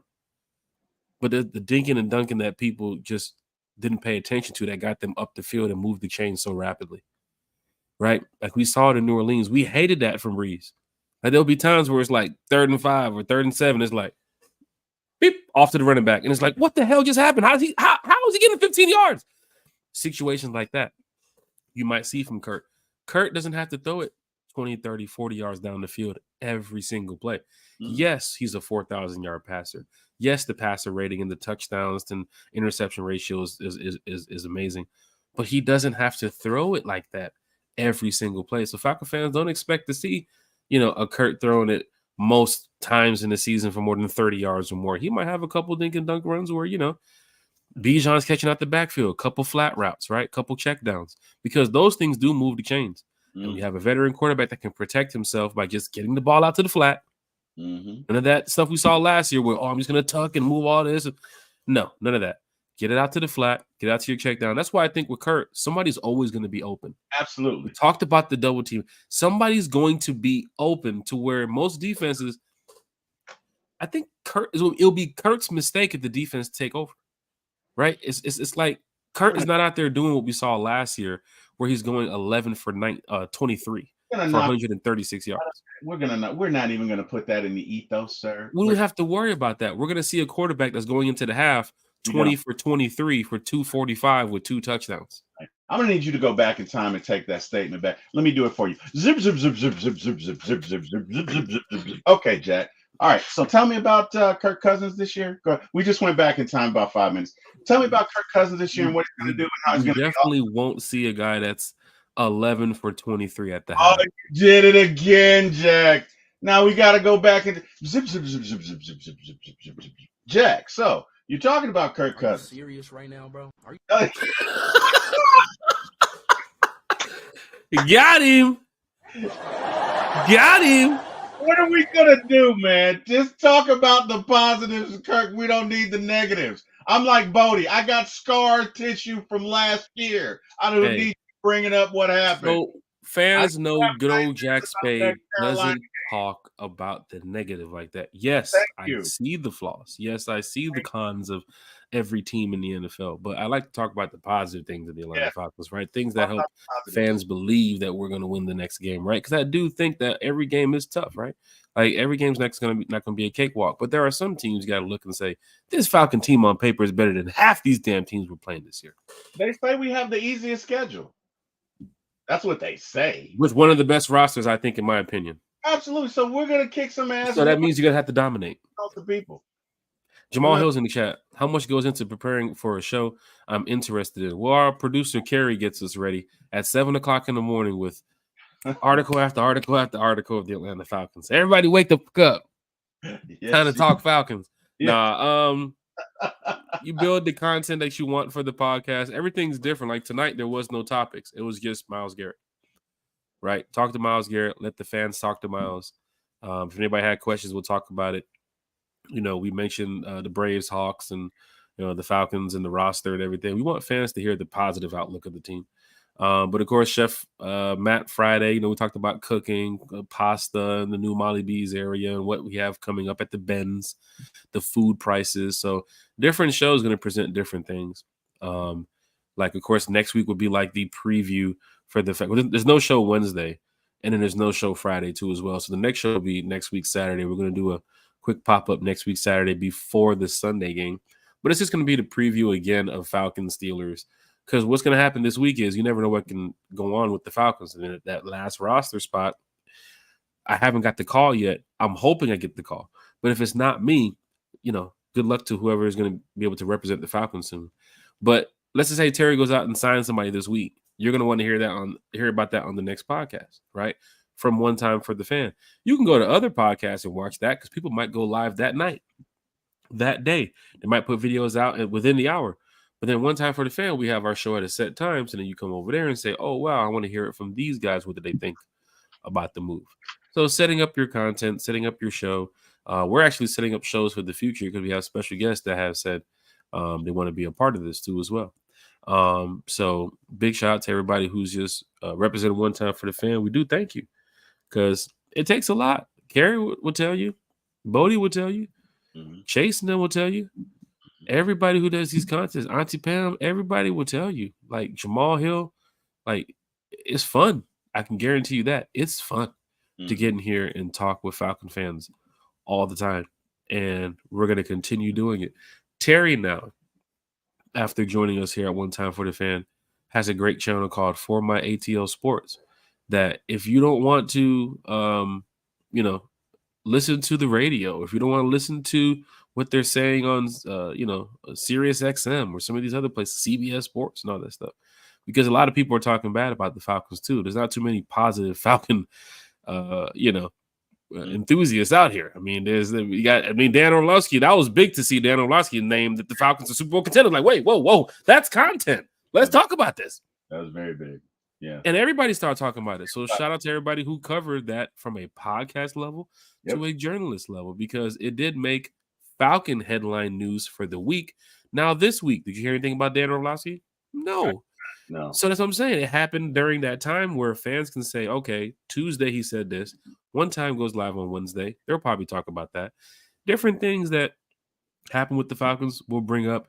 Yes, we've probably missed some things too as well because there's so much to cover when it comes to Atlanta Falcons. But the main things we love to talk about here with the Atlanta Falcons fans. And that's why we continue the show. And that's why we have shows like For My ATL Sports 1 now. Terry can go and talk Falcons. He's going to go talk Braves. And Terry asked me to come over there and talk Braves and Hawks and everything. And I will definitely go over there and join you from time to time too as well. Because you know where I am with these Falcons. You know what I'm saying? So that's like every single hour, every single, day, it's about the Atlanta Falcons. So, fans love it. So, it does take a lot to produce these shows and everything, but fans who join up and see what we got going on, you guys love it, and we love it. The main fans, is be yourself. Be yourself. Yeah, definitely be yourself at all times, right? Don't definitely want to go out of character here. Terrell Johnson's in the chat. Carlo Wiggins is in the chat. Anthony Long is in the chat too as well. I have my Falcons jersey, and I'm ready for the Falcons to make it all the way. A lot of book users in here too as well. Head over to YouTube, so you hit the subscribe button, so we can hear all the updates and all the the notifications. I don't know. I'm trying to be like a YouTuber. You got to hit the subscribe button. Go over here and hit the like, share, and subscribe button. Subscribe button. But yeah, it goes a long way with one time for the fan, right? Because we want to make sure that everybody's enjoying the podcast.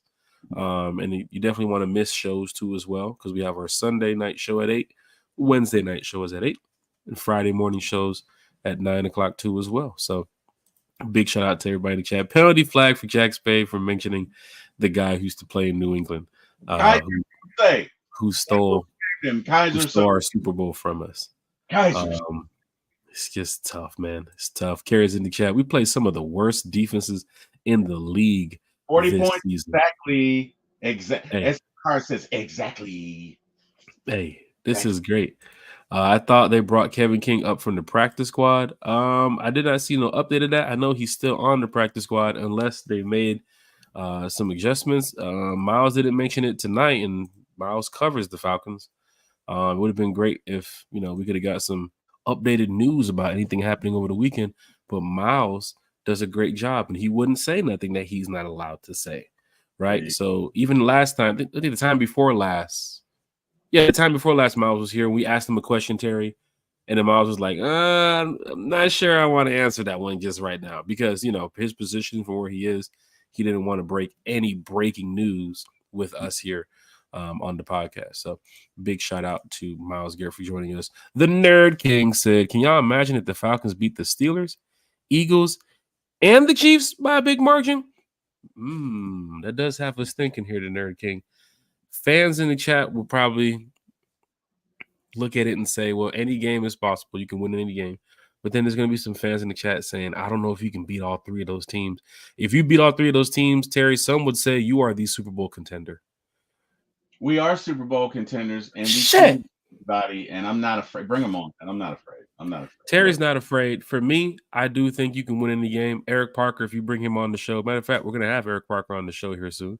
And he's going to be talking Falcons football. And I guarantee you, Eric Parker's going to say that every game is a win for him. He doesn't wake up to put his gear on to go to the stadium. He doesn't wake up to get dressed in his Falcons swag to sit down in front of the couch on the away games or whatever and say, we're going to lose this game. He didn't wake up for that, right? So there are some fans that do believe you can go 3-0. Remember we talked, Terry, about the first 4 games.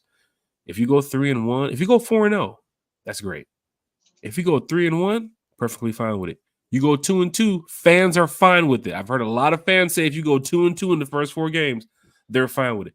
1-3, they're worried. 0-4, sell the team.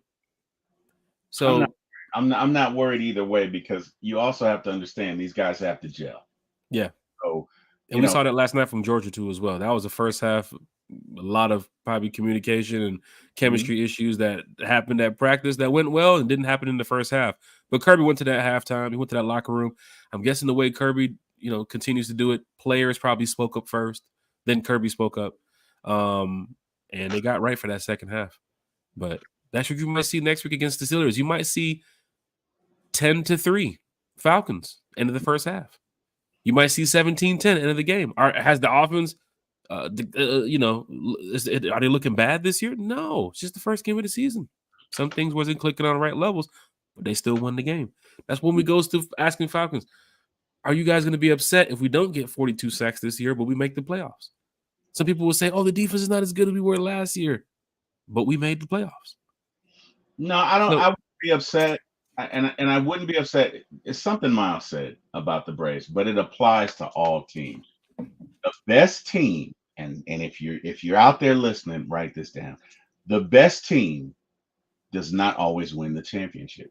You can play the best during the regular season, and you get a bad matchup. You have an injury. You play in a place you really don't want to play. That's, you know what I mean? You got a bunch of speed runners and y'all got to go up in the cold where you can't throw the ball. Anything can happen. So I say all of this to say that I think the Falcons this year, I think they will finish strong. I think they will make the playoffs. And I think they will show up in the playoffs and show out. That is what I think will happen. Whether they are 11-6, 16-1, doesn't matter, because all you got to do is get into that dance. So those are my thoughts. Falcon fans is going down in a major way. Now, we did mention that there's going to be some events going on this year. All you Falcon fans that's down to travel to some of these away games. Terry, I know you're going to be hitting up some away games this year. Are you ready, sir? I am ready.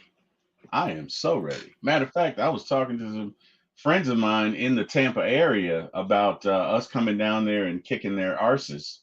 So I can't wait, man. I'm looking forward to it. I'm definitely looking forward to it. I'm excited about it. I've already put in the time off. So, let's go. Let's do it. Falcon fans, we are getting ready to wrap it up here on One Time for the Fan. We got a bus trip coming up to Carolina that a lot of fans are like, yo, we love when the Rise Up Tour puts on these events. Every city is always something different. But Carolina coming up, we got this bus trip. We want to make sure fans are going to be prepared for this, because we do have a tailgate involved when you get to Carolina, right, Falcon fans? So it's $100 per person. But guess what? It's the deadline, September 1st. The price will have to go up tomorrow morning. So if you want to pay for your bus trip now, you still can. Then we have the tailgate information I will drop shortly, but you can head on over to the Rise Up Tour fanclub.com/Carolina. Fans are going to be having a good time, from home games to away games. We want to make sure that, everybody knows what is going on when we get on the road. And Terry, that's just Carolina.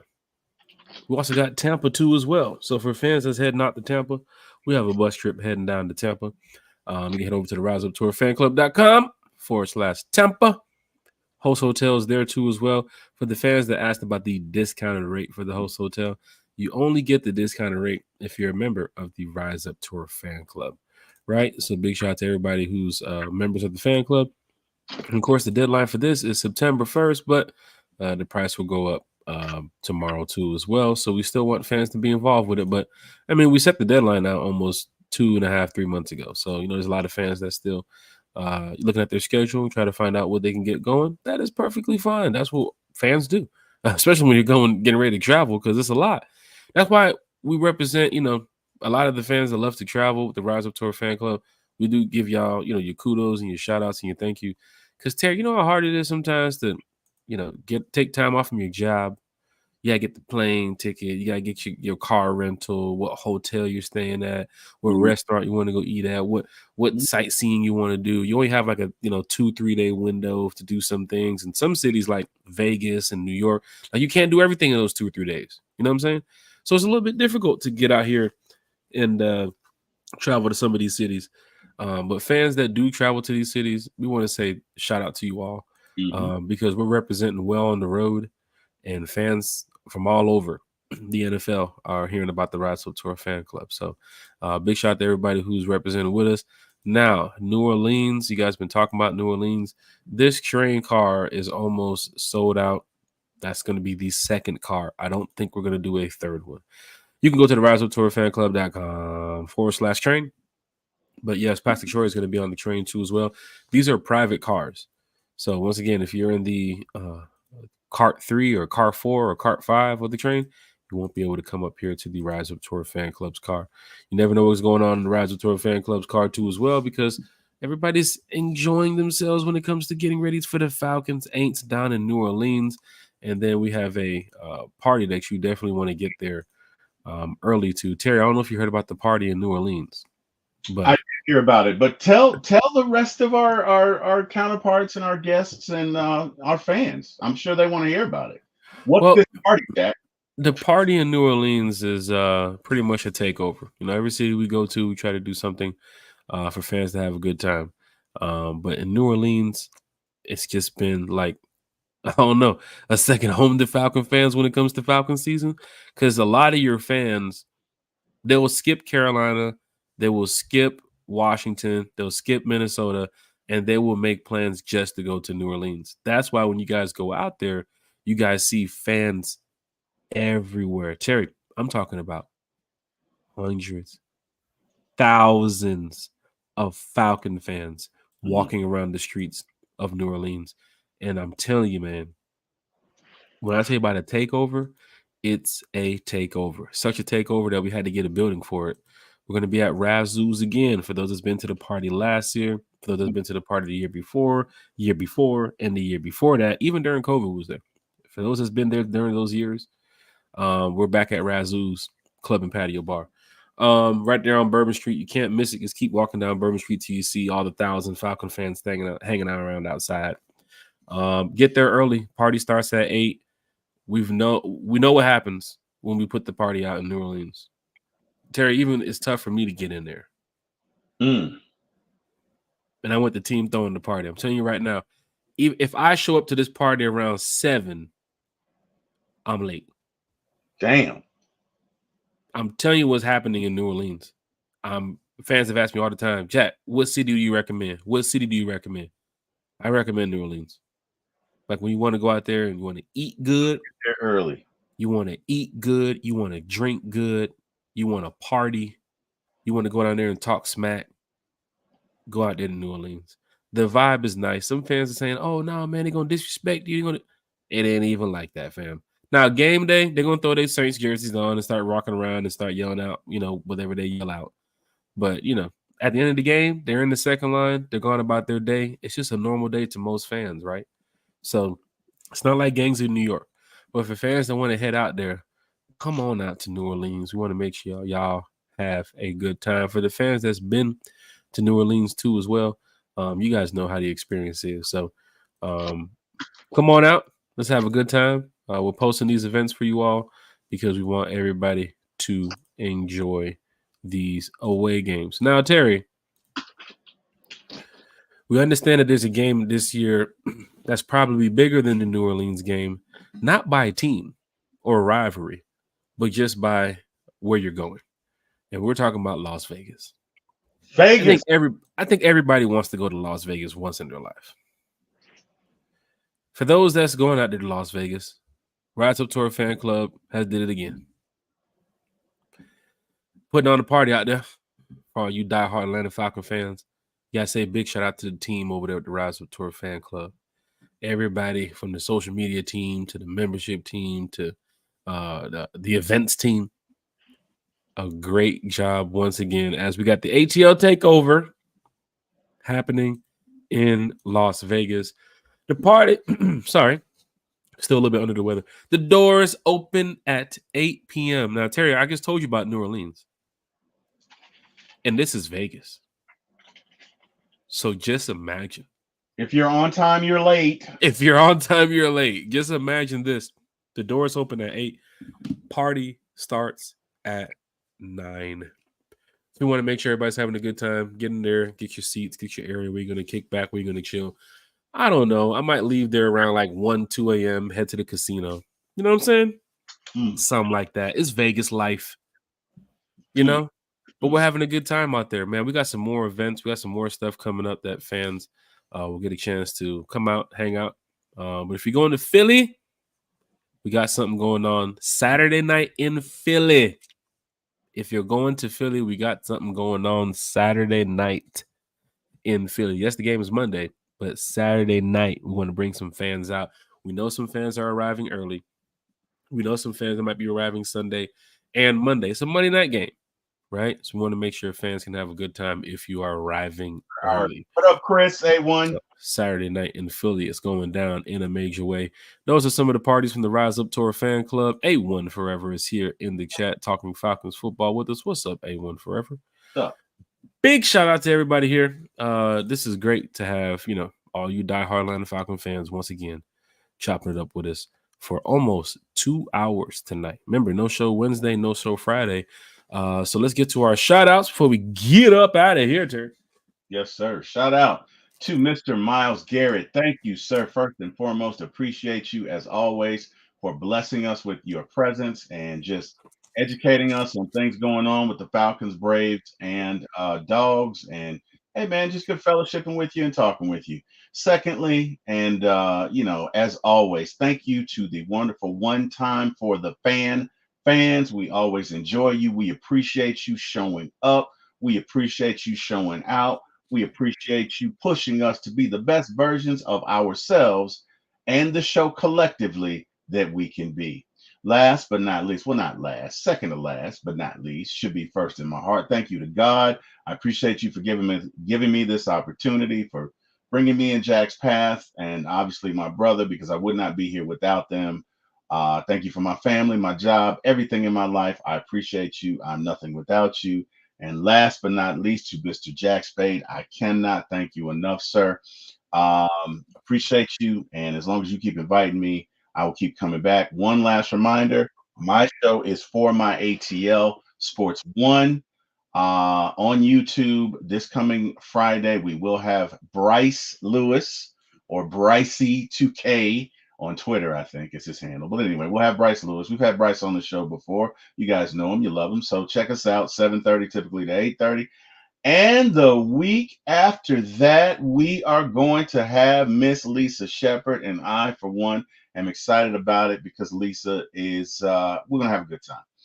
So with that being said, Brother Jack, I defer to you. Hey, man. Big shout out to For My ATL Sports 1.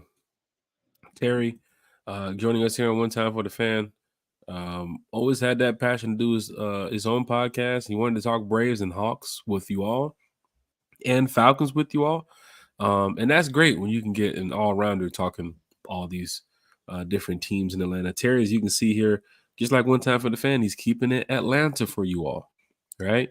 He's not going outside the box and dealing with other teams from other divisions and other conferences. No.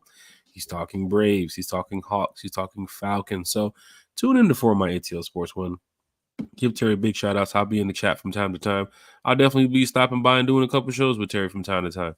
But we want fans to know that there's a lot of content creators out here that do a great job. So hats off to you all. And big shout-out to us again. I got a funny story for you. What's up, bro?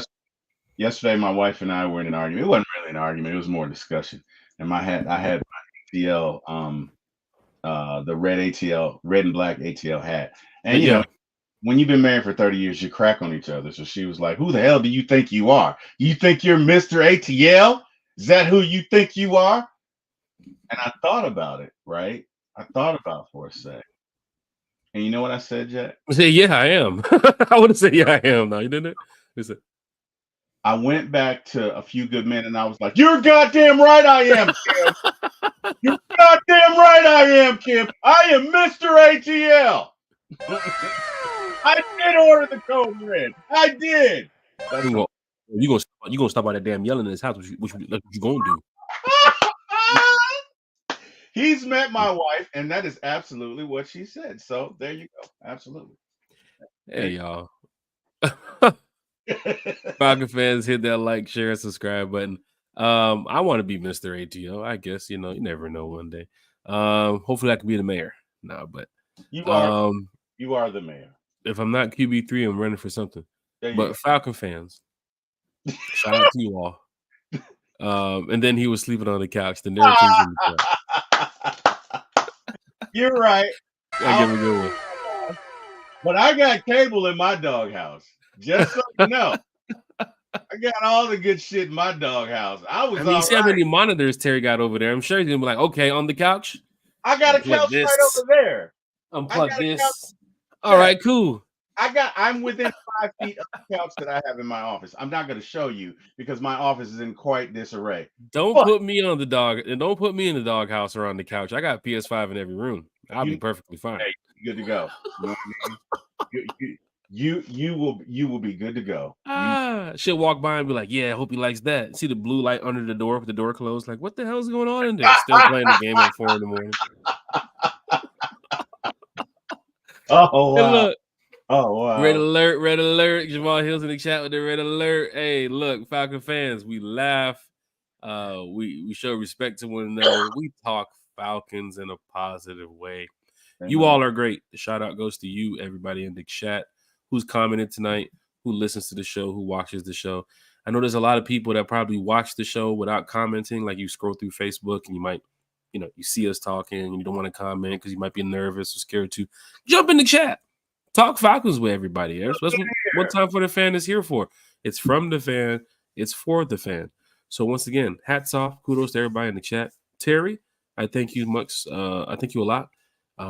Bodie, Carrie, get well soon. I know you guys are under the weather right now. Even for me tonight, I was trying to battle a little cold right here. So Falcon fans, we're going to be back next week, Saturday, with a pop-up show. And we'll talk some Falcons football to get you ready for Falcons Steelers. Then we'll have our Sunday night show. Well, let me tell you something. I'm going to be real here. If the Falcons, because I'm going to Philadelphia the week after, if the Falcons go out there, when the Falcons go out there and smack up the Steelers next week, Terry, if they go out there and just beat the crap out of them, I'm going to try my best to make the show Sunday night. Tell you why. That's what's up. You've been with us after an event where, we have a couple drinks and we hang out. Mm-hmm. And you see that a couple drinks can lead to a couple drinks after a couple drinks. Yes. And then after a couple drinks are there could be a couple more drinks. And more. It's all in celebration of whatever happened during that day. Yeah. And of course, if the Falcons go out there and do a smacking, oh boy, it's gonna be tough for me to come on here at 8:00 and say, "Falcon fan, let me tell you something." Yeah, stumbling over his words. So you know what I'm saying? You don't want to see that part of Jack Spade. I'd rather do the show the following night. Right. Once we all, right. We all just calm down and sobered up a little bit. No, you're right. You're right. You're right. We went out that night when we went to where did we go? To the rooftop. Yeah. And man, the drinks were flowing and it was a great time. But dude, if we had to do a show, oh my God. And you're talking about doing that with like 20, 30, 40, 50 fans after the game. So it's like shots to what? To a win. Fuck you think? Yeah. Oh, it doesn't stop there. You should have saw us yesterday after the Georgia game. Even after the Georgia game, it was like, whoa, this is just week 1. Holy shit. Mm-hmm. No, but I'm telling you, man, I'm going to do my best when the Falcons get this win next week to be on here at 8:00 to talk Falcons with you all. But I'm telling you, man, them drinks will be flowing. We having a good time next weekend when the Falcons get that dub. Liquor will be flowing, sir. Freely. Hey, Jamal Hill said, get some mullein leaf tea. It opens you up. It does. That's true for the cold. That's true. It does, yeah. I've had a couple of my friends refer that to me.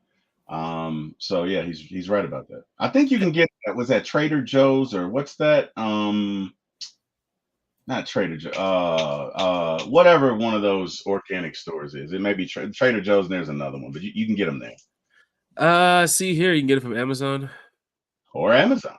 Yeah, Healthline. You can get it from a couple places too as well. So I'll look into that too as well. I see Amazon and a couple of health stores around the area. Even Walmart sells it. The Walmart sells the one you have to. They sell like this. Okay, I see what's going on.